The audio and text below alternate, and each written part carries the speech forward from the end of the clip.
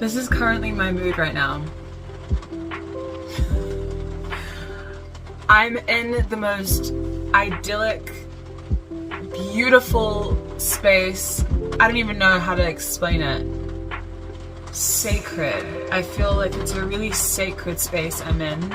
I decided really last minute that I needed a self-love / mental health staycation, and just found the most beautiful spot on Airbnb, booked it that morning, and have had the most incredible experiences. Oh my god, this light! Okay, so the lighting isn't great here. If it's too dark, I apologize. There's not much I can do about it, okay? There are a couple self-love things I do, like rituals I do every single morning that are more for my mental health and emotional health. So I wanted to share some of those routines and rituals with you, and if it inspires you or motivates you, that's great. So I always have 2 journals beside my bed, ready for when I wake up, like immediately when I wake up, or when I wake up in the middle of the night, because sometimes I go through a lot of healings or I receive messages at night. So just to know that I can wake up and write stuff down. So I have this journal which is for dreams. I write most of my dreams down. If I can't remember, then I don't bother, but I try to, that is the first thing I try to do as soon as I wake up. And it's kind of a way to just release it, process it, get any intuitive messages through my dreams if needed.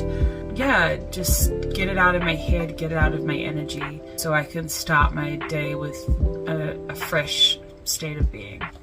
The other one is just journal, like a journaling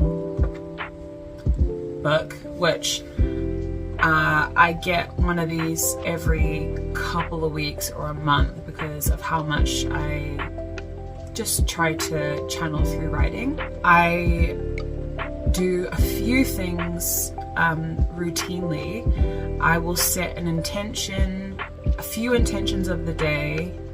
I will write my desires of the day, because I had some difficulty with I guess believing that my desires would come to my reality. I also write gratitudes, so like a few gratitudes in the morning, and truths. So I also write a list of truths. I am feeling calm, I am healthy, happy, wealthy, whatever I feel in the morning that actually my mind might be telling me the opposite.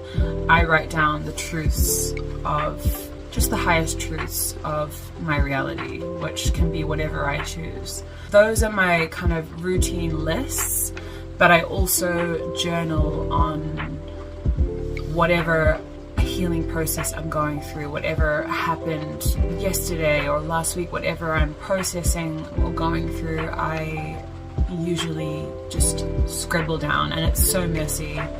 I don't ever look at it ever again. I burn the journal once it's done. It's just a way to channel it, get it out, and let it go. I always have a book by my bedside, and I will try to read one page or even one sentence. The last couple years I struggled a lot, or even my whole life I really struggled. I wasn't a reader because I struggled to focus. I would just read one sentence over and over again because I had a lot of like fogginess in my brain.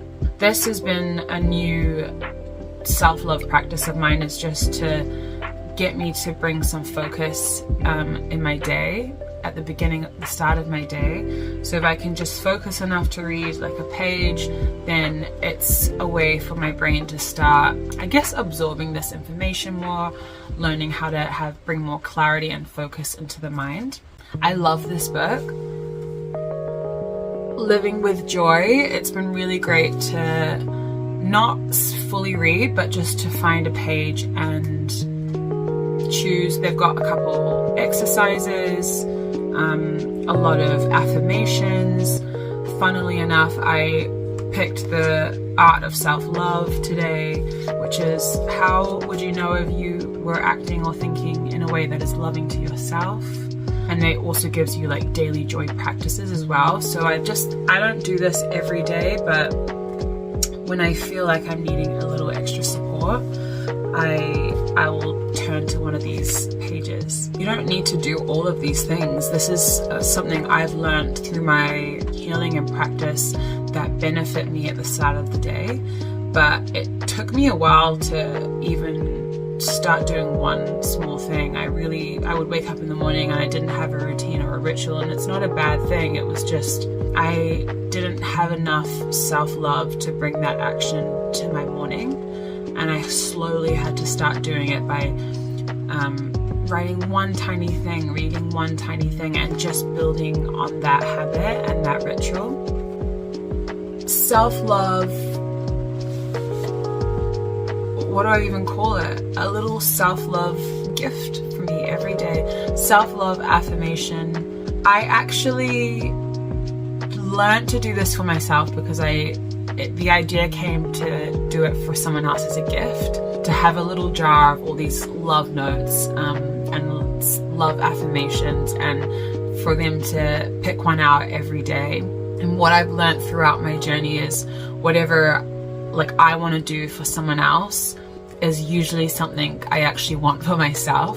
This is the easiest self-love habit because you just write whatever comes to your mind. It might not be so easy for some people who struggle to think of good things, but you can also think of ways people think about you.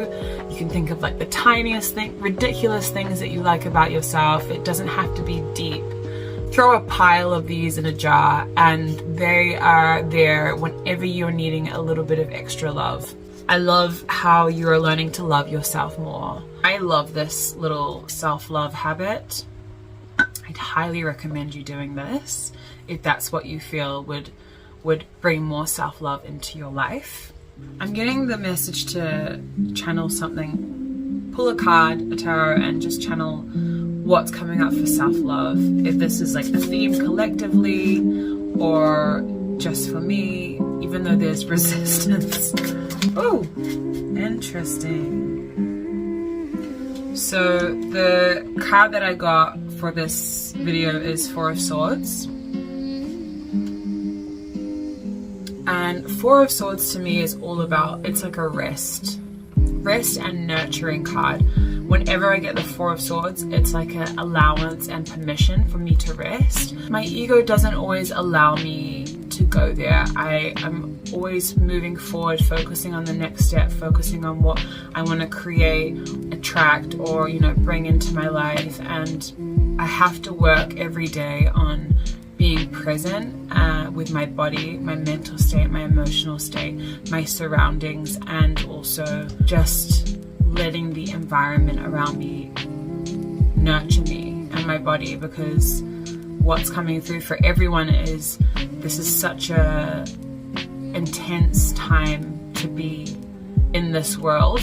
We're going through so many shifts, so much emotional healing, energy healing, and if we just keep focusing on moving forward, we're gonna get to a point of exhaustion. If you're doing all these things and then suddenly you're forgetting yourself, then you're only gonna fall apart. That's not like a stable emotional, physical, mental state of being. That's not gonna be persistent in your day-to-day life. You're just gonna keep wanting to rise high, moving forward, instead of being here and being present with your body. And it's like you're gonna miss out on all the things that are right in front of you. It's just about how we can all prioritize our rest a lot more, and how it doesn't have to be such a big act of self-love. Like the tiniest things are actually the things that matter the most.